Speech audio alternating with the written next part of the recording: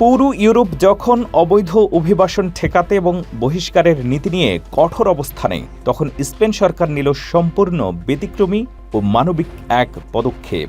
গত সোমবার থেকে দেশটিতে বসবাসরত কয়েক লাখ অনিবন্ধিত অভিবাসীকে বৈধ করার প্রক্রিয়া বা অ্যামনেস্টি আনুষ্ঠানিকভাবে শুরু হয়েছে।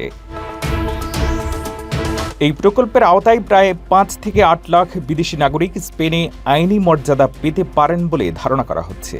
স্পেন সরকারের দেওয়া তথ্য অনুযায়ী গত বৃহস্পতিবার অনলাইনে আবেদন শুরুর পর এরই মধ্যে 42,000-এরও বেশি মানুষ আবেদন করেছেন। এই সুযোগ পেতে হলে অভিবাসীদের অন্তত 5 মাস স্পেনে বসবাসের প্রমাণ ও কোনো অপরাধমূলক রেকর্ড না থাকার শর্ত দেওয়া হয়েছে। যারা যোগ্য বিবেচিত হবেন তারা 1 বছরের নবায়নযোগ্য বসবাসের অনুমতি পাবেন। স্পেনের প্রধানমন্ত্রী পেদ্রো সানচেজ এই পদক্ষেপকে ন্যায় বিচার ও সময়ের প্রয়োজন হিসেবে অভিহিত করেছেন।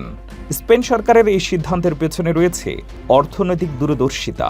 দেশটির জনসংখ্যা দ্রুত বার্ধক্যের দিকে যাচ্ছে, ফলে কৃষি, পর্যটন এবং সেবা খাতের মতো গুরুত্বপূর্ণ শিল্পগুলো টিকিয়ে রাখতে বিপুল পরিমাণ কর্মীর প্রয়োজন। সরকার মনে করে এই অভিবাসীদের বৈধ করলে তারা সমান সুযোগে কাজ করতে পারবেন এবং ট্যাক্স দেওয়ার মাধ্যমে সামাজিক নিরাপত্তা তহবিলে অবদান রাখবেন।